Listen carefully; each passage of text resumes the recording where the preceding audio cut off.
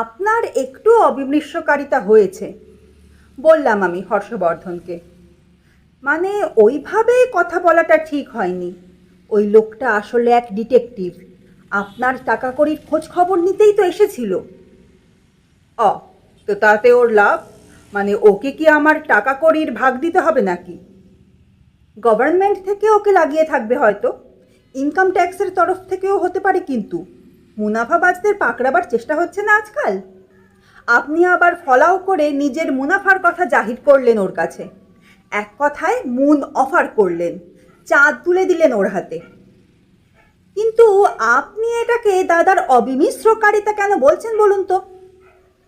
তস্যভ্রাতা গোবর্ধন বসেছিল পাশেই, খট করে বলে বসল, ও কথা তো বলিনি, বলেছি অবিমৃষ্যকারিতা। আমি ওকে শুধরে দিতে চাই। ও একই কথা, কিন্তু ওর মানেটা কি? মানে তাই আমি জানতে চাইছি আর কি। মানেটা যে কি তা আমিও ঠিক জানি নে ভাই, অভিধানে আছে, তবে মনে হচ্ছে তোমার কথাটাতেও ওর মানে পাওয়া যায়। কি মেশাতে গিয়ে কি মেশানো, এই কথার সঙ্গে সে কথা মিশিয়ে গুলিয়ে গিয়ে কি বলতে গিয়ে কি বলে ফেলা আর কি। গোয়েন্দা যে লোকটা, তা আপনি জানলেন কি করে? জিজ্ঞেস করলেন হর্ষবর্ধন। চিনি যে ওকে, কলকে কাশি ওর নাম, নামজাদা গোয়েন্দা উনি। অনেক দিন আগে ওর সঙ্গে আমার একবার আলাপ হয়েছিল কোনো এক সূত্রে। উনি আমাকে চিনতে পারেননি, আমি কিন্তু ঠিক চিনেছি। ডিটেকটিভ কলকে কাশি? গোবরা জিজ্ঞেস করে। হুঁকো কাশি তো জানি, মনোরঞ্জন ভট্টাচার্যের ডিটেকটিভ বইয়ে পড়েছিলাম। ডিটেকটিভ হুঁকো কাশি তস্য ভ্রাতা হবেন হয়তো বা, জানি নে ঠিক। হুঁকো কাশির ভাই কলকে কাশি হওয়া বিচিত্র নয়, আমি জানাই। আমাদের কাছে ওকে আর কলকে পেতে হবে না, বললেন হর্ষবর্ধন। হ্যাঁ, আমাদের লেজে পা দিতে এলেই ওর কাশি প্রাপ্তি ঘটিয়ে দেব আমরা, এখানে আর ওকে কলকে পেতে হবে না। গোবর্ধন সায় দেয় দাদার কথায়। হয়েছিল কি, ডিটেকটিভ কলকে কাশি নিরীহ ভদ্রলোকের মতোই এসেছিলেন হর্ষবর্ধনের কাছে এমনি আলাপ করতে। কথায় কথায় তিনি বললেন, আপনাদের ব্যবসায় আর এমন কি লাভ হয় মশাই? সামান্য কাঠের কারবার তো আপনার। হর্ষবর্ধনের পেটের খবর টেনে বার করার জন্যেই যে কথাটা পাড়া ওর, পারতেই আমি তা টের পাই। সামান্য কথাটায় ওর অহমিকায় লাগলো। গর্বে তিনি ফেটে পড়লেন তক্ষুনি, বড়াই করে বললেন, বলেন কি মশাই, আমাদের কারবারে কত পার্সেন্ট মুনাফা আঁচ করতে পারেন তার? 4 টাকার কাঠের থেকে আমরা 400 টাকা লাভ করি, তা জানেন? হিসেব করে বলুন তো এখন, কত পার্সেন্ট লাভ দাঁড়ায় তাহলে? শুনে তো আমি থ হয়ে যাই, মানসাঙ্ক করেও ওর পার্সেন্টেজের কোনো থই পাইনি। কিরকম কিরকম? নির্দোষ কৌতূহল দেখা যায় কলকে কাশির। হর্ষবর্ধনের হাঁড়ির খবর জানার মতলব তাঁর আমি বেশ বুঝতে পারি, কিন্তু আমি ওকে সামলাবার আগেই উনি নিজের হাঁড়ি নিজেই হাটে ভেঙে বসেছেন। কিরকম শুনবেন? শুনুন তাহলে। ছোটনাগপুরের জঙ্গল আমরা ইজারা নিই।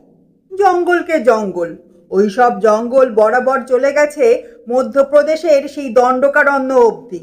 অফুরন্ত জঙ্গল, সীমা পরিসীমা নেই, এনতার গাছ। তো সেই সব গাছ কেটে তার ডালপালা ছেঁটে কলকাতায় আমদানি করি আমরা। এখানে আমাদের কারখানায় সেই সব ইলাহি কাঠ করাত দিয়ে চিরে তক্তা বানানো হয়, সেই তক্তা আমরা বেচি, বেচে লাভ হয় আমাদের। তা কেমন ধারা লাভ? কলকে কাঠির ঔৎসুক্য।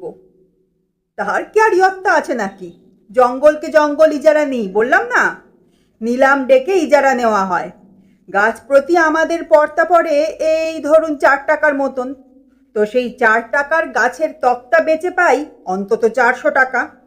তারপর তো, বলে তিনি একটু থামেন, দম নিতেই বোধ করি।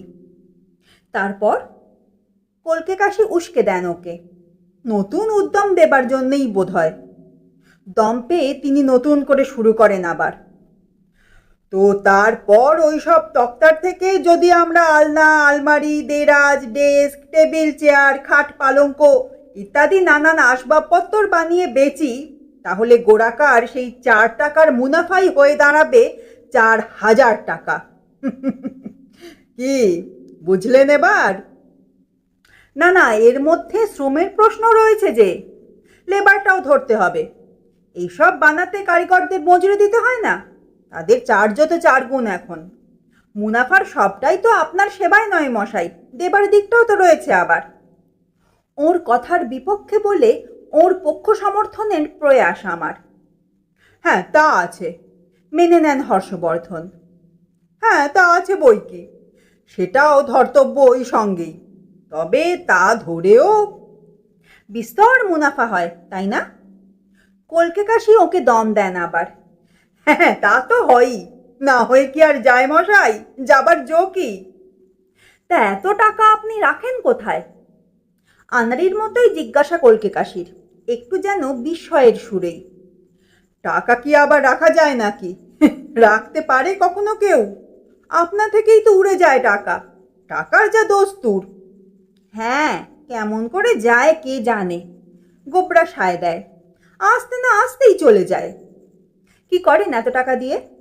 তবুও সুধানুনি, ঘুরিয়ে ফিরিয়ে ওর সেই এক কথাই। বিলিয়ে দিই, কি আবার করব? হর্ষবর্ধনের সরল জবাব। টাকা নিয়ে কি করে মানুষ? বিলিয়ে দেন? অবাক হন কলকে কাশি, তার বিশ্বাস হয় না বলাই বাহুল্য। বিল মেটাতেই তো চলে যায় টাকা, বেতনের বিল, বোনাসের বিল। বলেন হর্ষবর্ধন, আমার কারখানার মজুর কারিগরকে মাইনে দিতেই কি আর কম টাকাটা যায় মশাই? বেতন মিটিয়ে বোনাস দিয়ে কি আর থাকে বলুন? কত আর দেন বোনাস? বড় জোর 3 মাসের। তা তো দিই, সব কোম্পানিই তা দেয়। তবে তারা দেয় বছরে 3 মাসের, আর আমি দিই প্রতি মাসে। তার মানে? মানে মাস মাস 3 মাসের বেতন বাড়িয়ে দিয়ে যাই। না দিলে চলবে কেন ওদের? জিনিসপত্রের দাম কি 3 গুণ করে বেড়ে যায়নি নাকি বলুন তো? বলেন কি মশাই, হ্যাঁ? এবার কলকে কাশি সত্যি সত্যিই হতবাক হন। বলে দাদার ওই বোনাস পেয়ে পেয়ে আমাদের কারিগররা বোনাই পেয়ে গেল সবাই। গোবর্ধন জানায়। বোনাই পেয়ে গেল? সে আবার কি? কলকে কাশি কথাটার কোনো মানে খুঁজে পান না। বোনাস থেকে বোনাই পাবে না? ব্যাচিলাসের বেলা যেমন ব্যাচিলাই, ইংরেজি কি জানি না নাকি একদম? বোনাসের বহু বচনে কি হয়, হ্যাঁ? জিনিয়াসের প্লুরালে যেমন জিনিয়াই, তেমনি বোনাসের প্লুরালে বোনাই তো হবেই। কি হবে তো নাকি? গোবর্ধন আমার দিকে তাকায়। ব্যাকরণ মতে তাই হওয়াই তো উচিত, আমি বলি। বোনাসের ওপর বোনাস পেতেই ওদের আইবুড়ো বোনদের বিয়ে হয়ে গেল সব। আপনি বররা এসে জুটে গেল যত না, বিনাপনেই বলতে কি। বউয়ের হাত দিয়ে সেই বোনাসের ভাগ বসাতেই বোনাইরা জুটে গেল সব আপনা থেকেই। ও, এই কথা। কথাটা পরিষ্কার হওয়ায় কলকে কাশি হাঁফ ছাড়লেন।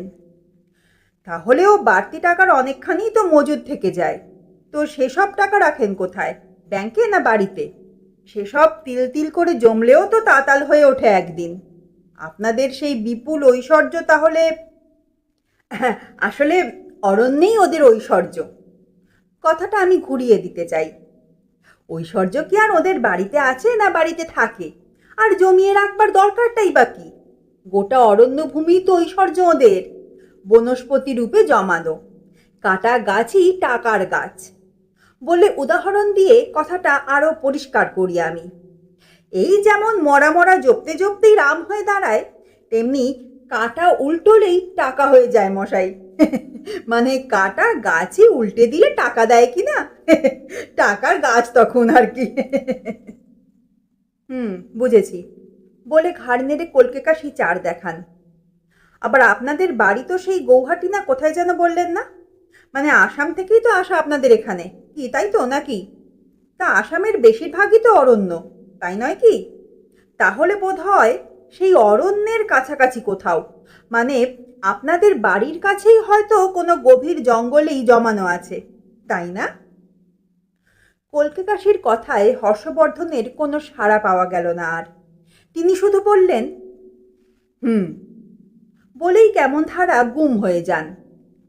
কলকে কাশির উদ্যম সত্ত্বেও তার গাম্ভীর্যের বাঁধ ভেঙে কথার স্রোত আর গড়াতে পারে না।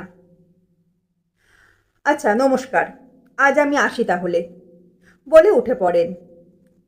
আপনার নাম আমি শুনেছিলাম, আপনার সঙ্গে আলাপ করে খুব আনন্দ হলো। নমস্কার। এই লোকটার কথাবার্তা কেমন ধারা যেন।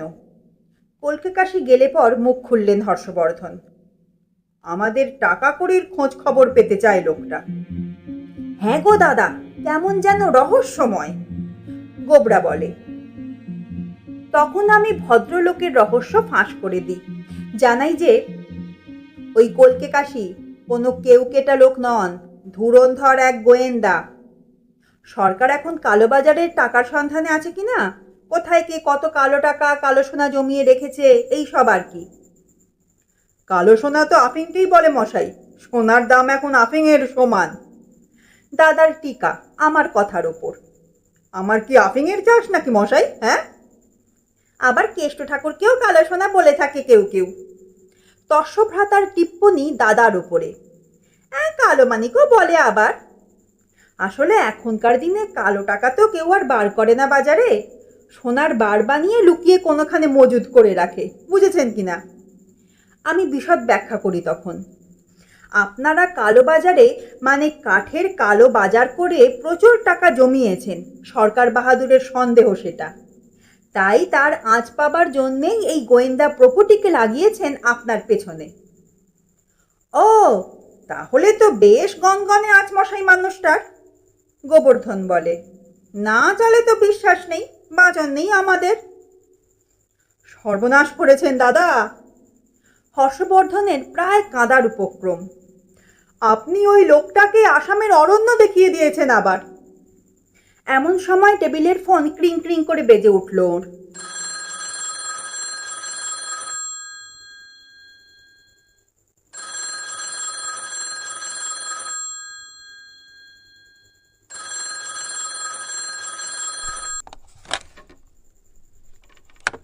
ফোন ধরলেন হর্ষবর্ধন। হ্যালো, কে? কে একজন ডাকছেন আপনাকে। রিসিভারটা উনি এগিয়ে দিলেন আমায়। আমাকে? আমাকে কে ডাকতে যাবে এখানে? অবাক হয়ে আমি কর্ণপাত করলাম। হ্যালো, আমি শিবরাম, আপনি কে? আমি কলকে কাশি, কাছাকাছি এক ডাক্তারখানা থেকে ফোন করছি আপনাকে। ওখানে বসে থাকতে দেখেই আপনাকে আমি চিনতে পেরেছি। আপনি বোধহয় চিনতে পারেননি আমায়। শুনুন, অনেক কথা আছে আপনার সঙ্গে। অনেক দিন পর দেখা পেলুম আপনার। আজ রাত্রের ট্রেনে গৌহাটি যাচ্ছি, আসুন না আমার সঙ্গে। প্রকৃতির লীলাভূমি আসাম, আপনি লেখক মানুষ, বেশ ভালো লাগবে আপনার। 2-5 দিন অরণ্য বিহার করে আসবেন ক্ষণ, চেঞ্জের কাজও হবে সাথে। কেমন, আসছেন তো? অরণ্য বিহার? আমি সাড়া দিই। আগে না, আমার বাড়ি ঘাটশিলায়, তার চারধারেই জঙ্গল পাহাড়, প্রায় আমি সেখানে যাই। সঠিক বললে বিহারের বেশিরভাগই অরণ্য। খোদ বিহার অরণ্যে বাস করি মশাই। আমাকে আবার গৌহাটি গিয়ে অরণ্য বিহার করতে হবে কেন? অরণ্য দেখে দেখে অরুচি ধরে গেছে আমার। আর সত্যি বলতে কি, একটু একটু লিখি টিখি বটে, তবে কোনো প্রকৃতি রসিক আমি আদপেই নই।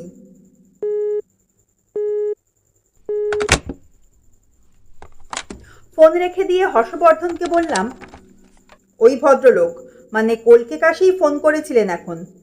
আজ রাত্রের ট্রেনেই উনি গৌহাটি যাচ্ছেন কি না। হ্যাঁ, গৌহাটি যাচ্ছেন?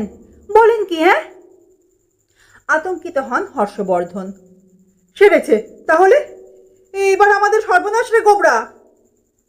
সর্বনাশ কিসের? বাঁচিয়ে দিয়েছি তো আপনাকে। এখানে আপনার বাড়িতে তল্লাশি করলে বিস্তর সোনাদানা পেয়ে যেত। এখান থেকে কায়দা করে হটিয়ে দিলাম কেমন। এখন মরুক না গিয়ে আসামের জঙ্গলে, অরণ্যে অরণ্যে রোদন করে বেড়াক। আরে এখানে আমাদের বাড়ি তল্লাশি করে তো কিছুই পেত না সে, বড় জোর 1,000 কি 1,2,000। আমাদের দৈনন্দিন দরকার মিটিয়ে মাস খরচের জন্য যেটা লাগে আর কি। আমরা কি এখানে টাকা জমাই নাকি মশাই? চোর টাকাদের ভয় নেই কো? সেদিনের কারখানার সেই চুরিটা হয়ে যাবার পর থেকেই তো আমরা সাবধান হয়ে গেছি। আমাদের কারবারের লাভের টাকা আর বাড়তি যা কিছু সব আমরা সোনার বাট বানিয়ে গৌহাটি নিয়ে যাই। বাড়ির কাছাকাছি একটা জঙ্গলে গিয়ে একটা চেনা গাছের তলায় পুঁতে রেখে আসি। চেনা গাছ? অবাক লাগে আমার। গাছ কি আবার কখনো চেনা যায় নাকি? একটা গাছের থেকে আরেকটাকে, এক গরুর থেকে অন্য গরু, এক চীনাম্যানের থেকে আর এক চীনাম্যান কিভাবে আলাদা করে চিনতে পারে কেউ? আর গাছ যদি হারিয়ে যায়? ওই একটা বস্তু যা কখনো হারায় না। টাকা করে নিয়ে পালিয়ে যাবে না কদাচ। হাত পা নেই তো, এক জায়গায় দাঁড়িয়ে থাকে ঠায়। হ্যাঁ, এই জন্যেই তো শুদ্ধ ভাষায় ওদের পাদব বলে, তাই না দাদা? গোবরার সঠিক ভাষ্য। বনে আগুন লাগলে দপ করে জ্বলে ওঠে বটে, কিন্তু সেখান থেকে মোটেই পালাতে পারে না। আমি তো মশাই চিনতে পারিনি। শাখা প্রশাখা ডালপালা নিয়ে সব গাছই তো আমার চোখে একই চেহারা মনে হয়। ফুল ধরলে কি ফল ফললে তখন যা একটু টের পাই তাদের জাতগোত্রের, কোনটা আম কোনটা জাম, কিন্তু কোন গাছটা যে কে, মানে কোন জনা, তাহা আমি চিনে রাখতে পারিনি। আমরা পারি। একবার যাকে, মানে যে গাছটাকে দেখি তাকে আর এই জীবনে ভুলিনে। যাজ্ঞে সে কথা। এখন আপনাদের গোয়েন্দা যদি আমাদের বাড়ি গিয়ে কাছাকাছি জঙ্গলের যত গাছের গোড়ায় না খোঁড়াখুঁড়ি লাগিয়ে দেয়, তাহলেই তো হয়েছে মশাই। হ্যাঁ, গোড়ায় গলদ বেরিয়ে পড়বে আমাদের, গোবরা বলে। ও একটার না একটার তলায় ঠিক পেয়ে যাবে আমাদের ঐশ্বর্যের হদিশ। অরণ্যেই আমাদের ঐশ্বর্য, যতই গাল ভরা হোক। কথাটা বলে আপনি মোটেই ভালো করেননি। এইভাবে হদিশটা দেওয়া ঠিক হয়নি আপনার। হ্যাঁ, তা যা বলেছ দাদা, তার চেয়ে আপনি কষে আমাদের গাল দিতে পারতেন, বরং কিছু আসতে যেত না, গালে চড় মারতেও পারতেন, বলে গাল বাড়িয়ে দেয় গোবরা। কিন্তু আমাদের ভাঁড়ারের নাগাল দেওয়াটা উচিত হয়নি। কি করা যায় এখন? মাথায় হাত দিয়ে বসে পড়েন হর্ষবর্ধন। মানে বসে তো ছিলেনই, মনে হয় আরো যেন একটু বসে গেলেন। চলো দাদা, আমরাও গৌহাটি চলে যাই। গোবরা একটা পথ বাতলায়। ওই ট্রেনেই চলে যাই আজ। গোয়েন্দার ওপর গোয়েন্দাগিরি করা যাক বরং। ডিটেকটিভ বই তো নেহাত কম পড়িনি, ওদের হাত হদ্দ সব জানি, কিছুই আমার অজানা নয়। ওর পড়াশোনার পরিধি কদ্দূর জানার আমার কৌতূহল হয়, সে অকাতরে বলে চলে। কম বই পড়েছে নাকি? লাইব্রেরি থেকে আনিয়ে আনিয়ে পড়তে কিছু আর বাকি রাখিনি। সেই সেকেলে দারোগার দপ্তর থেকে শুরু করে 5 কড়িতে। আহা, সেই মায়াবী মনোরমা, বিষম বৈসূচন, কোনোটাই বাদ নেই আমার। আর সেই নীলবসনা সুন্দরী। দাদার সমর্থন আসে। আহা, মরি মরি। তো সেই থেকে আরম্ভ করে সেদিনের নিহার গুপ্ত, গৌরাঙ্গ বোস অব্দি সব আমার পড়া। ব্লেক সিরিজ, মোহন সিরিজ বিলকুল। জয়ন্ত কুমার থেকে ব্যোমকেশ পর্যন্ত কারো কীর্তিকলাপ আমার অজানা নয়। এত পড়ে পড়ে আমি নিজেই এখন আস্ত একটা ডিটেকটিভ, তা জানেন? বলো কি হে? হ্যাঁ, সেবারকার আমাদের কারখানার চুরিটা ধরলে কে শুনি? কোন গোয়েন্দা? এই শর্মাই তো। তেজপাতার টোপ ফেলে তৈজসপত্রের লোভ দেখিয়ে আমিই তো ধরলাম চোরটাকে, দাদার বেবাক টাকা উদ্ধার করে দিলাম। তাই না দাদা? তোর ওই সব বইটই আমিও যে একটু আধটু পড়িনি তা নয়। আসলে ওর আনা বইটই অবসর মতন আমিও একটু ঘেঁটে দেখেছি বই কি। তবে পড়ে টড়ে যা টের পেয়েছি তার মোদ্দা কথাটা হচ্ছে এই যে গোয়েন্দাদের মৃত্যু নেই।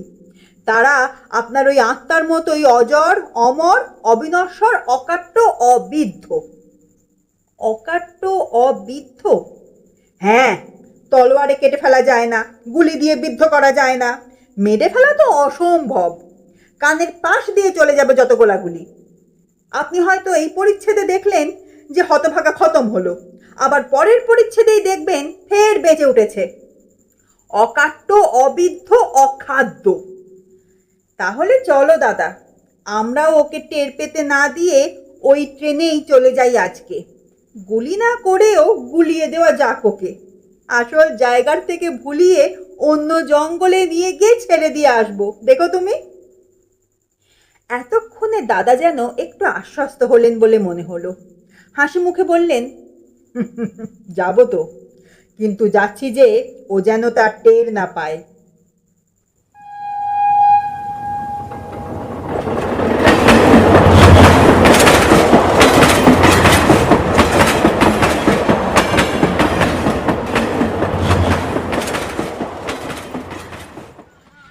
গৌহাটি স্টেশনে নামতেই তাঁরা নজরে পড়ে গেলেন কলকে কাশি।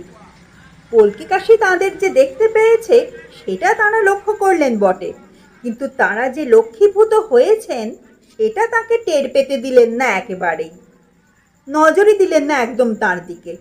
আপন মনে হেলে দুলে বাইরে গিয়ে একটা ট্যাক্সি ভাড়া করলেন তারা। তারপর কলকে কাশিও অলক্ষ্যে পিছু পিছু আরেকটা ট্যাক্সিতে গিয়ে উঠলেন, ছুটলেন তাদের পিছনে পিছনে।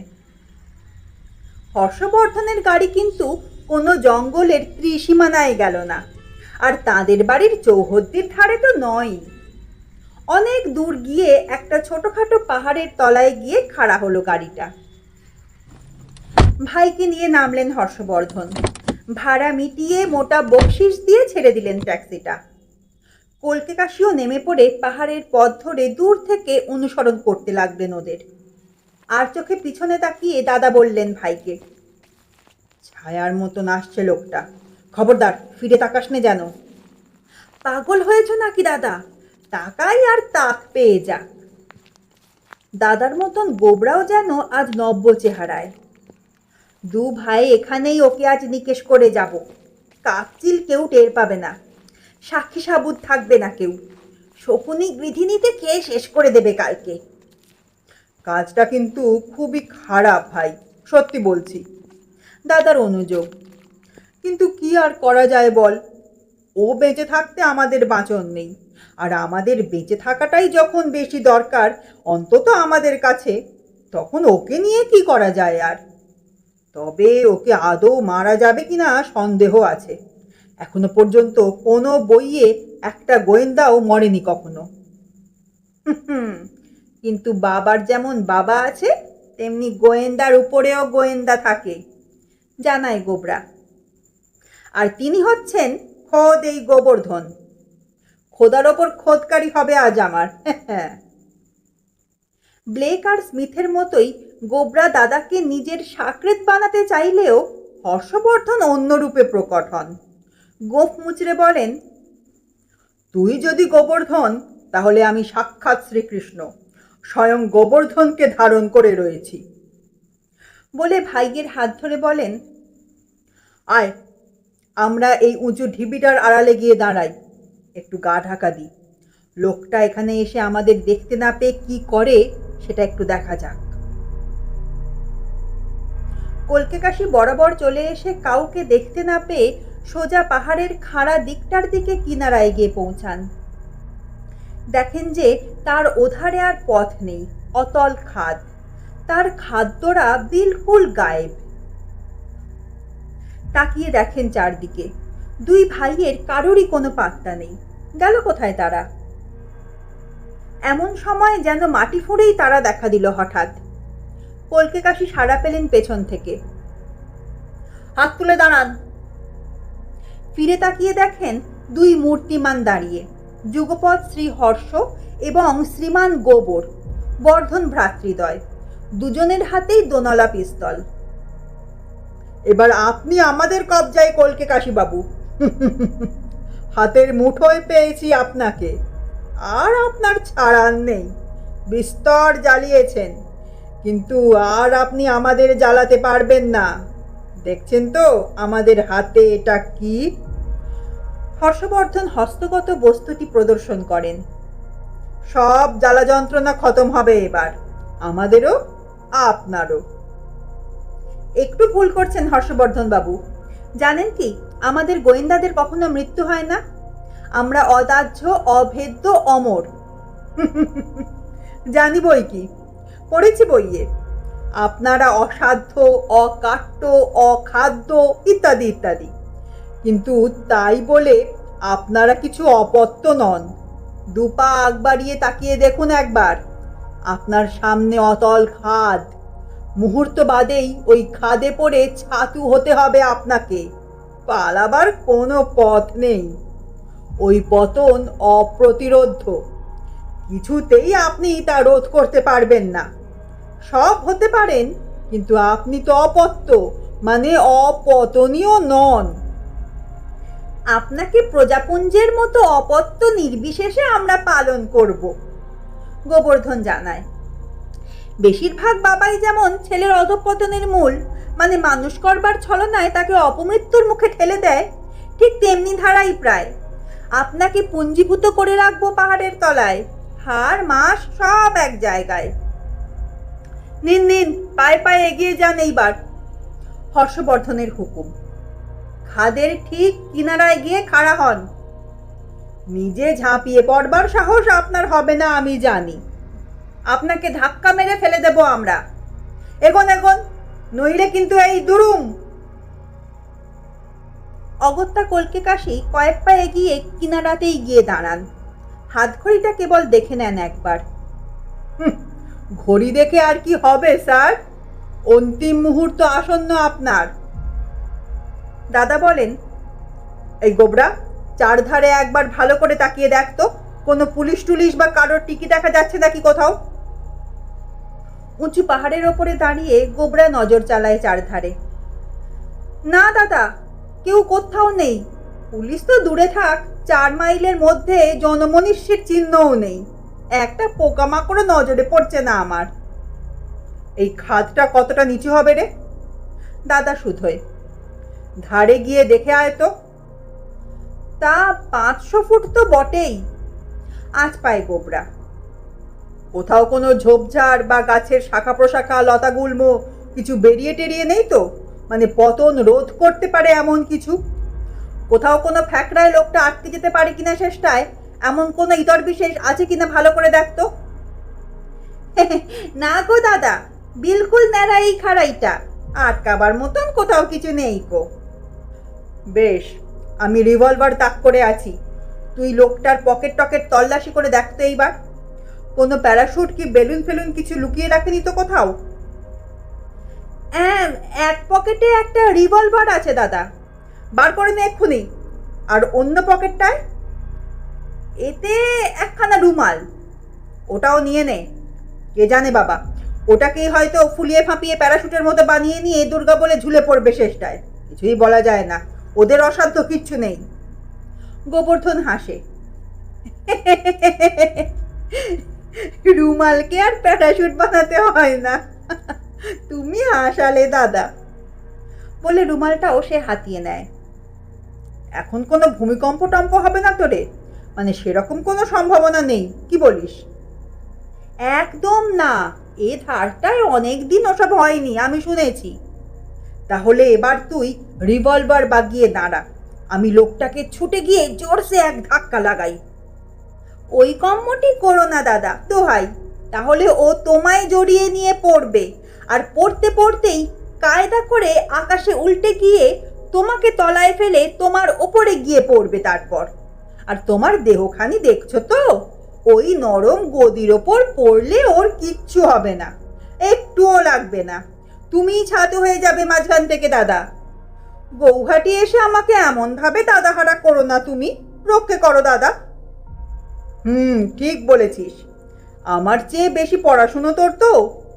আমি আর কখানা গোয়েন্দা কাহিনী পড়েছি বল, আর পড়বার সময় বা কই আমার। ভাইয়ের বুদ্ধির তারিফ করেন হর্ষবর্ধন। দাঁড়া, তাহলে একটা গাছের ডাল ভেঙে নিয়ে আসি, তাই দিয়ে দূর থেকে গোঁত্তা মেরে ফেলে দি লোকটাকে, কি বলিস? তারপর হর্ষবর্ধনের গোঁত্তা খেয়ে কলকে কাশি পাহাড়ের মাথার থেকে বেপাত্তা। কলকে কাশির কলকে প্রাপ্তি ঘটে গেল গো দাদা, তোমার কৃপায়। একটা পাপ কমলো পৃথিবীর, একটা বদমাইশকে দুনিয়া থেকে দূর করে দিলাম। আরামের হাঁক ছাড়লেন হর্ষবর্ধন। একেবারে গো টু হেল করে দিয়েছে লোকটাকে, এতক্ষণে নরকের পথ ধরেছে শটান। গোবর্ধন বলে, খাদের তলায় দেখবো নাকি তাকিয়ে একবার? হ্যাঁ, কিরকম ছিটকুটে পড়েছে, কি দেখবো দাদা? দরকার নেই, পাহাড়ের থেকে পড়ে পায়ের হাড় পর্যন্ত গুঁড়ো হয়ে গেছে, বিলকুল ছাতু। সে চেহারা কি আছে না কি আর? তাকিয়ে দেখবার কিচ্ছু নেই। দাদা বললেন, চ, এবার আস্তে আস্তে আমরা ফিরে চলি। স্টেশনের দিকে এগোনো যাক, বড় রাস্তার থেকে একটা বাস ধরলেই হবে। পাহাড়তলির পথ ধরে এগিয়ে চলেন দু ভাই। যেতে যেতে হঠাৎ পেছন থেকে সাড়া পান যেন কার। হাত তুলে দাঁড়ান, দুজনেই। পিছনে ফিরে দেখেন স্বয়ং সাক্ষাৎ কলকে কাশি, হাতে পিস্তল নিয়ে খাড়া। আপনারা টের পাননি, প্যান্টের পকেটে আর একটা পিস্তল ছিল আমার। কৈফিয়তের মতোই বলে যান কলকে কাশি। তা তো ছিল, কিন্তু আপনি ছিলেন কোথায়? হতভম্ব হর্ষবর্ধনের মুখ থেকে বেরোয়। আকাশে আবার কোথায়? হ্যালির নাম শুনেছেন কখনো? বাতলান কলকে কাশি। তার দৌলতেই বেঁচে গেলাম এ যাত্রা। হ্যালি আপনাকে বাঁচিয়ে দিয়েছে বলছেন আপনি? মানে জাহান্নামের পথ থেকেই ফিরে আসছেন শটান? না না, অদ্দূর যেতে হয়নি অবশ্যই। হ্যালি মানে হ্যালির ধূমকেতুর নাম শোনেননি নাকি কখনো? 99 বছর অন্তর অন্তর একবার করে পৃথিবীর পাশ কাটিয়ে যায় সেটা। তো সেই সময়টায় তার বিকর্ষণে কয়েক মুহূর্তের জন্যেই মাধ্যাকর্ষণ শক্তি লোপ পায় পৃথিবীর।